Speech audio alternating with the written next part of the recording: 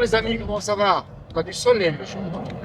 Voilà, et nous sommes de nouveau à l'envol de Flémont, dans un établissement, vous le connaissez maintenant, de l'enseignement spécialisé.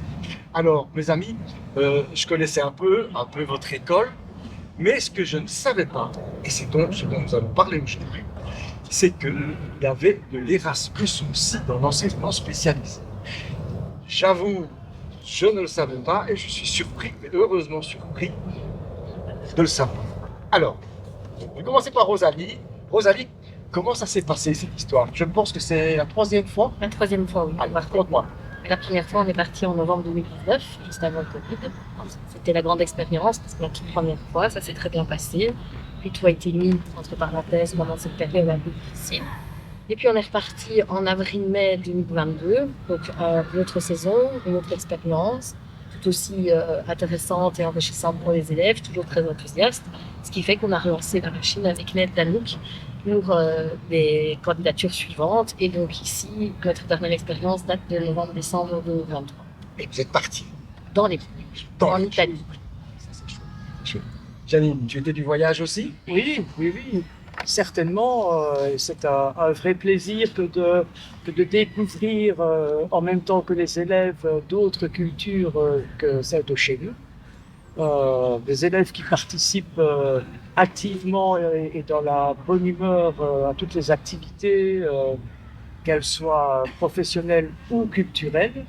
Il faut dire que c'est un endroit, on peut dire, idyllique. Nous avons même en hiver quand même du soleil. Pour travailler, c'est vraiment magnifique. Stéphane, voilà, tu es dans les Pouilles. Oh, ça reste un rêve, peut-être un jour une réalité.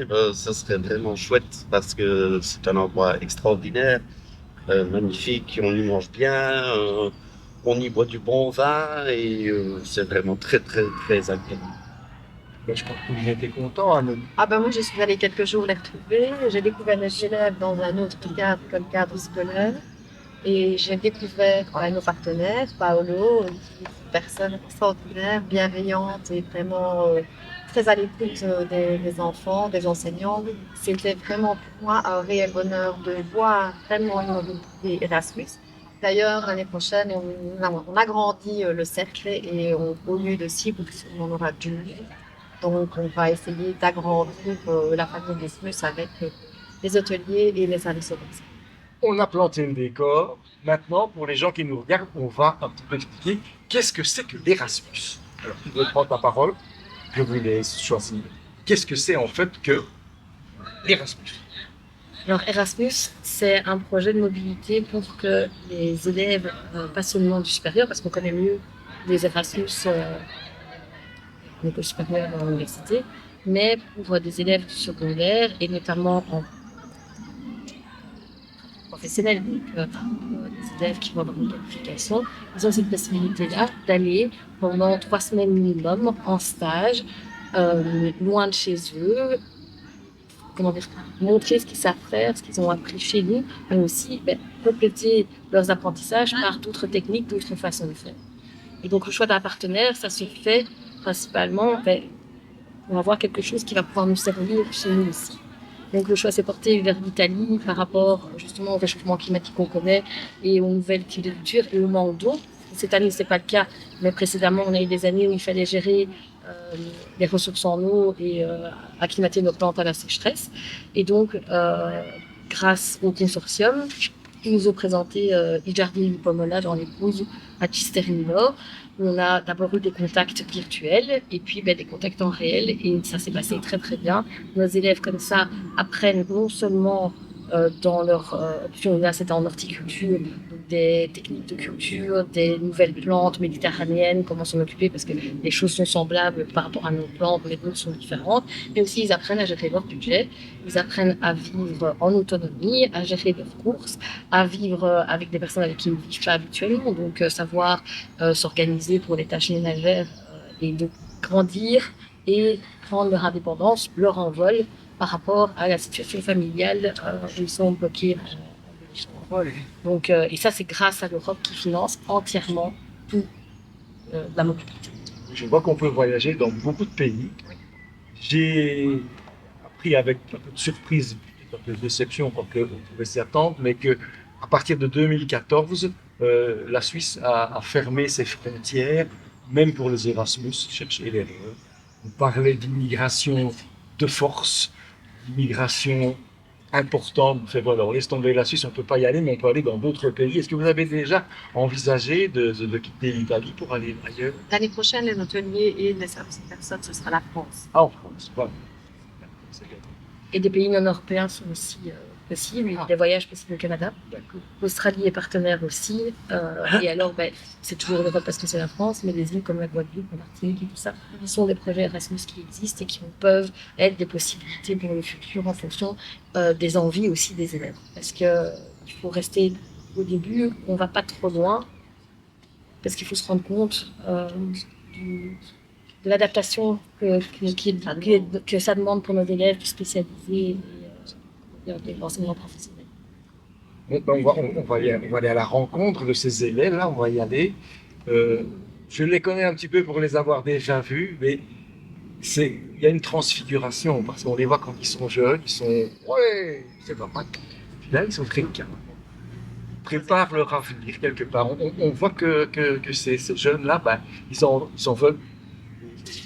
Il faut leur donner de l'espoir, parce que nous, on est une télévision qui essaie de présenter les choses positivement possible. Derrière, il y a quand même des choses qui sont gênantes, des choses embêtantes, on est sûr de rien.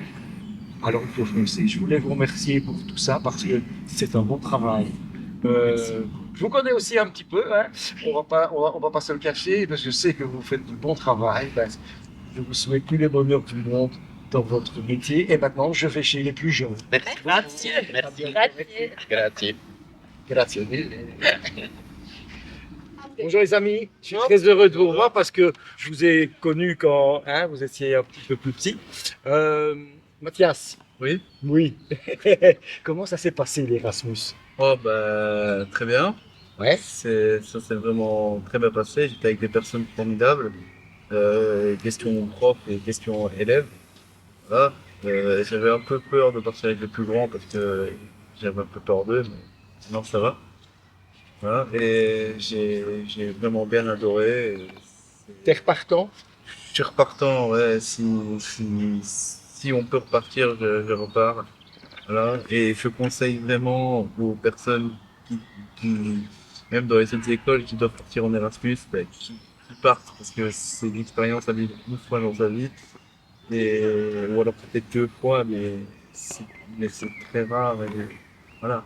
Je suis content. Ouais, je suis très content. Je suis Ouais. content de voir parce qu'on voit vraiment que tu es épanoui. Ouais. Et toi, tu as ressenti la même chose? Ouais, c'était très Un petit formidable. peu plus haut, si tu veux bien. C'était très formidable. Niveau, comme il a dit, les profs, les élèves, c'était super.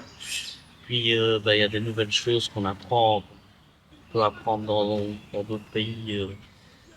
C'est quand même mieux de trouver d'autres choses. Et puis le paysage qui est super aussi. Le travail n'est pas le même qu'ici. Voilà. Donc tu as trouvé quelque chose là de nouveau et Oui. t'es repartant aussi? Oui, je suis repartant aussi. Ah ben c'est chouette. Et toi? Franchement, comme ils ont dit, franchement, c'était très génial, une chouette expérience avec, je vais dire, des bons camarades, plus des bons profs qu'on a eu. C'était une expérience à vivre pour ceux qui ont l'occasion. Et moi, comme j'ai très bien dit une fois, ceux qui ont l'occasion de partir, qu'ils y aillent, qu'ils n'hésitent même pas. C'est une chouette expérience à faire, que ce soit professionnel, en groupe, en solitude, pas en solitude, mais en groupe, en collaboration et tout ça. Franchement, c'était une chouette expérience à vivre. Et s'ils ont l'occasion, qu'ils y aillent.